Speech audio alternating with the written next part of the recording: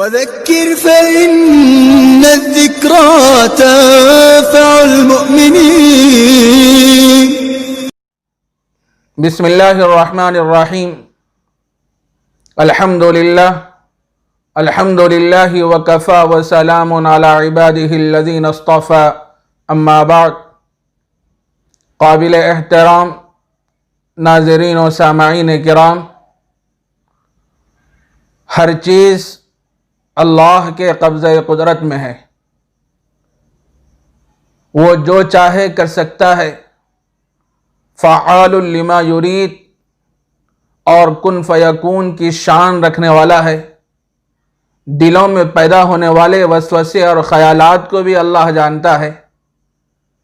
عزت کا دینا، ذلت کا دینا، مال کا دینا، فقر کا دینا، تنگی کا دینا، صحت کا دینا، بیماری کا دینا، یہ سب اس کے قبضہ قدرت میں ہے. اللہ تبارک و تعالیٰ کسی بندے کو مالدار بناتے ہیں، کسی بندے کو محتاج بناتے ہیں، ایک وقت کے کھانے کا محتاج ہوتا ہے. یہ سب اللہ تبارک و تعالیٰ کے قبضہ قدرت میں ہے. آدمی کو ہمیشہ اپنی قسمت پر راضی رہنا چاہیے. کوئی آدمی دولت مند ہے تو فخر و غرور میں مبتلا نہیں ہونا چاہیے، بلکہ اللہ کا شکر کرنا چاہیے. کوئی آدمی فقر و فاقے میں ہے تو بے صبرہ نہیں ہونا چاہیے، شکوے شکایتیں نہیں کرنا چاہیے، بلکہ آنے والے جو مصائب ہیں، حالات ہیں، اس پر آدمی کو صبر کرنا چاہیے.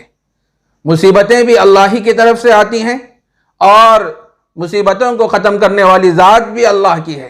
خوشحالی کا دینا بھی اللہ کے ہاتھ میں ہے اور پریشانیوں کا دینا بھی اللہ کے ہاتھ میں ہے. تو آدمی کو ہمیشہ اپنی حالت پہ نظر رکھنا چاہیے. اللہ نے اس کو کچھ دولت عطا فرمائی ہے تو اس پر شکر کرے، اور اللہ نے اس پر کچھ مصائب ڈالے ہیں، پریشانیاں اس پر آ رہی ہیں تو آدمی صبر کرے. حضرت تھانوی رحمۃ اللہ علیہ نے اپنے مواعظ میں ایک عجیب و غریب قصہ لکھا ہے. ایک صاحب بڑے دولت مند تھے، اللہ نے ان کو کافی پیسہ عطا فرمایا تھا.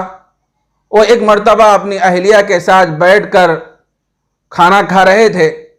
کھانا بھی بہت ہی اچھا اور لذیذ اور نفیس بنا ہوا تھا.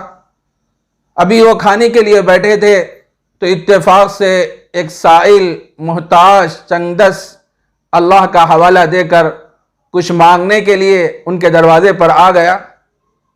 مالدار کو بڑا غصہ آیا کہ یہ تو میرے کھانے کا وقت ہے اور مزیدار کھانا بنا ہوا ہے، ایسے وقت ایک محتاج میرے دروازے پہ آ کے کچھ مانگتا ہے. وہ غصے میں آیا اور فوراً جا کے اس سائل کو جھڑک دیا اور اس کو برا بھلا کہہ دیا. میرے عزیز دوستو، بعض وقت آدمی کا کوئی ایسا عمل ہوتا ہے جو اللہ کے غضب کو دعوت دینے والا ہوتا ہے. جب وہ مالدار اس فقیر کو ڈانٹ دیا اور اس کو برا بھلا کہا، اس کے بعد کچھ ایسے حالات پیدا ہو گئے کہ میاں بیوی کے درمیان انبن شروع ہو گئی، لڑائیاں شروع ہو گئے. یہاں تک کہ نوبت یہ آئی کہ وہ بیوی جس سے وہ بڑی محبت کرتا تھا، لیکن لڑائیوں کے نتیجے میں، جھگڑوں کے نتیجے میں وہ اپنی بیوی کو طلاق دے دیا.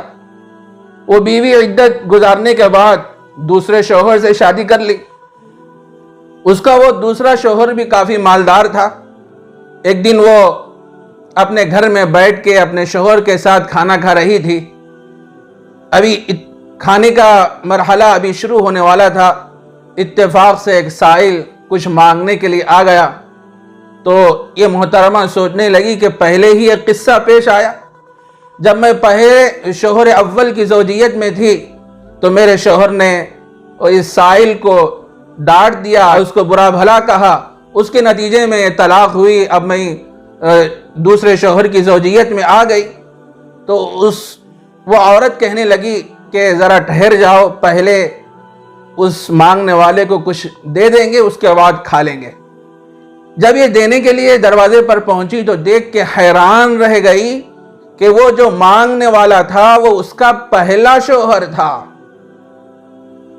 سیدھا اپنے گھر آئی اور آ کر اپنے شوہر محترم سے کہنے لگی کہ تمہیں میں ایک عجیب بات سنا دوں کہ جب میں شوہر اول کی زوجیت میں تھی تو ایک سائل آیا تھا مانگنے کے لیے، تو میرے شوہر نے اس کو دھتکار دیا تھا، برا بھلا کہا تھا، اس کے بعد طلاق ہو گئی۔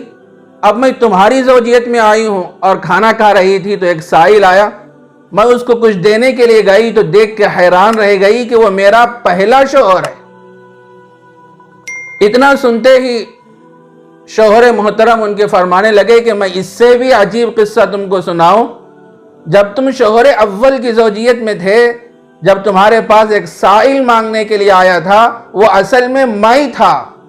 اللہ نے میرے فقر کو، میری محتاجی کو، میری تنگدستی اس کو دے دیا اور اس کی مالداری مجھے دے دی، اور اس کا مال اور اس کا غنا مجھے دے دیا۔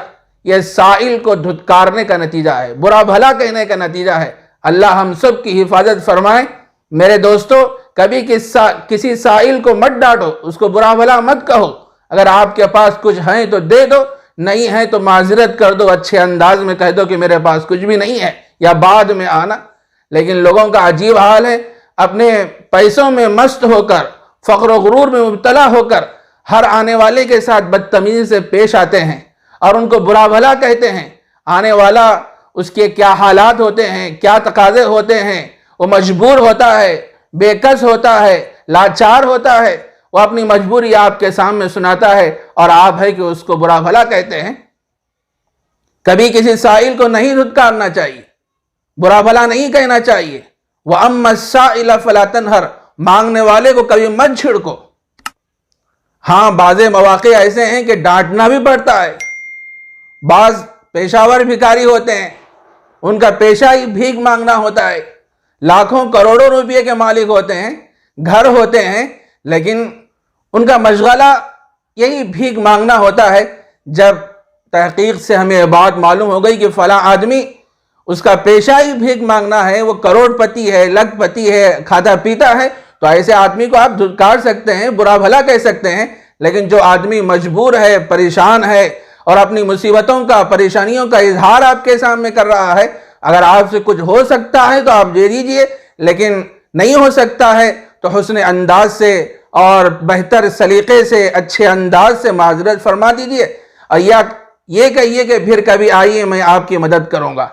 تو ہمیشہ آدمی فقر و غرور میں، اپنے مال کے نشے میں مست نہیں رہنا چاہیے۔ ہر ایک کا آدمی کو خیال رکھنا چاہیے کہ کہیں ایسا نہ ہو کہ ہمارے کسی عمل اللہ کو غضب کو دعوت دینے والا نہ بن جائے۔ اللہ ہم سب کی حفاظت فرمائے۔ وآخر دعوانا ان الحمد للہ رب العالمین۔